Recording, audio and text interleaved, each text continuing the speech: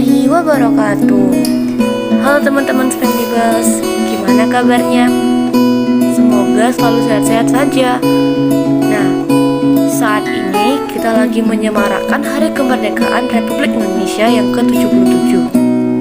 Di podcast kali ini, kita akan membahas tentang sejarah pendidikan Indonesia di masa penjajahan Belanda. Disimak ya. Sejarah pendidikan Indonesia di masa penjajahan Belanda. Perkembangan pendidikan di Indonesia menjadi lebih progresif saat masuk tahun 1990. Eranya Ratu Juliana berkuasa di Kerajaan Belanda. Tahun 1899, Van de Veter yang menjabat menjadi Gubernur Jenderal Hindia Belanda menerapkan politik etis dengan moto hutang kehormatan. Secara umum, jika sistem pendidikan di Indonesia pada zaman penjajahan Belanda sejak politik etis diterapkan, bisa digambarkan seperti ini. Yang pertama, pendidikan dasar meliputi sekolah dengan pengantar bahasa Belanda, sekolah dengan pengantar bahasa daerah, dan sekolah peralihan. Yang kedua, pendidikan lanjutan yang meliputi pendidikan umum dan pendidikan kejuruan. Dan yang ketiga, ada pendidikan tinggi. Mereka yang hanya sekolah sampai Fox School atau sekolah rakyat juga sudah cukup beruntung. Seperti yang tercatat dalam buku Haji Agus Salim tahun 1884 sampai 1954 tentang perang, jihad, dan pluralisme tahun 2004. Angka buta huruf masih 90%. Sekolah hanya bisa dinikmati 10% penduduk saja. Sedangkan lulusan HIS biasanya melanjutkan sekolah ke Merwood Hubert Lager Onderwijs atau MULO yang setara dengan SMP. Lalu dari MULO yang masa belajar 3 tahun akan lanjut ke Algemene Middelbare School atau AMS yang setara SMA dengan masa belajarnya 3 tahun.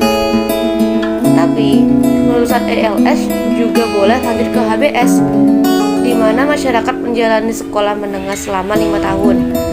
Setelah lulus SMA, entah itu AMS atau HBS, mereka boleh masuk universitas di Belanda atau lanjut ke sekolah tinggi kedokteran, Schooltot Opleiding van Indische Artsen atau Stovia, alias Sekolah Dokter Jawa di Kuitang, yang kemudian berubah jadi Geneeskundige Hogeschool di Salemba. Di Betawi ada juga sekolah hukum namanya Recht Hogeschool, lalu ada lagi sekolah pertanian Landbouw School, yang belakangan ini jadi Institut Pertanian Bogor atau IPB. Di bidang teknik ada Teknik Hogeschool di Bandung yang sekarang jadi ITB. Nah, terus dalam hal terkait karir orang pribumi dihambat ketika masuk dunia kerja, baik di swasta maupun pemerintah.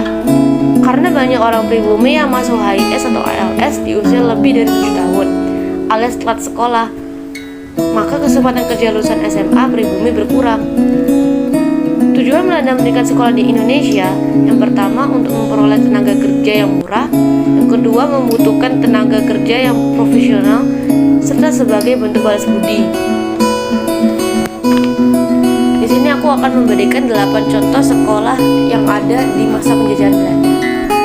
Sekolah pertama ada Ewel Gleeson Lager School atau ELS. Pertama kali didirikan tahun 1817.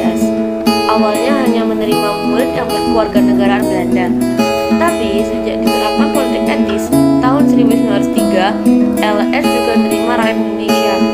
Masa mendirikan LS sekitar 7 tahun dengan bahasa pengantar bahasa Belanda. Yang kedua, Hollands Inlandse School atau HIS. HIS juga sekolah dasar buat pribumi yang didirikan Belanda tahun 1914. Seperti LS, masa studinya 7 tahun dan juga menggunakan bahasa pengantar bahasa Belanda. Tapi HIS diperuntukkan bagi rakyat Indonesia yang keturunan bangsawan dan tokoh terkemuka. Yang ketiga, Hollands Chinese School atau HCS. HCS didirikan tahun 1908 di Jakarta. HCS ditujukan khusus untuk anak-anak keturunan Tionghoa yang saat itu ada di Hindia Belanda. Bahasa pengantarnya memakai bahasa Belanda. Yang keempat, ada Merwood Hubert Lager Onderwijs atau MULO. MULO ini setara dengan SMP dan akhir tahun 1930-an, MULO udah ada hampir di setiap kabupaten di Jawa. Masa masa pendidikan yang ditempuh selama 3 tahun dengan bahasa pengantar bahasa Belanda. Yang kelima ada Algemene Middelbare School atau AMS. AMS adalah pendidikan menengah umum pendirian Belanda, didirikan tanggal 15 Juli 1919 dengan bahasa pengantar bahasa Belanda. Yang keenam, Hogere Burger School atau HBS. HBS didirikan tahun 1863 untuk golongan Belanda, Eropa, Tionghoa, dan elit pribumi dengan masa pendidikan 5 tahun. Yang kelima, ada School ton Opleiding van Indische Artsen. Seperti yang kau jelasin tadi, Stovia itu adalah sekolah dokter Jawa. Resmi dibuka bulan Maret tahun 1902 dan Stovia ini juga menjadi pelopor pergerakan nasional dengan berdirinya Budi Utomo. Budi Utomo ini didirikan oleh 2 alumni Stovia, yaitu Dr. Wahidin Sudirohusodo dan Dr. Sutomo. Yang terakhir ada Folk School.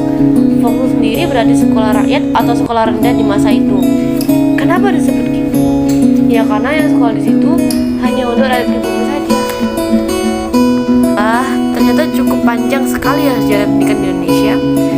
Selamat Hari Kemerdekaan Indonesia. Mari kita bersatu dan bekerja sama untuk membuat negara ini menjadi lebih baik setiap harinya.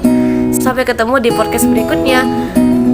See you. Assalamualaikum warahmatullahi wabarakatuh.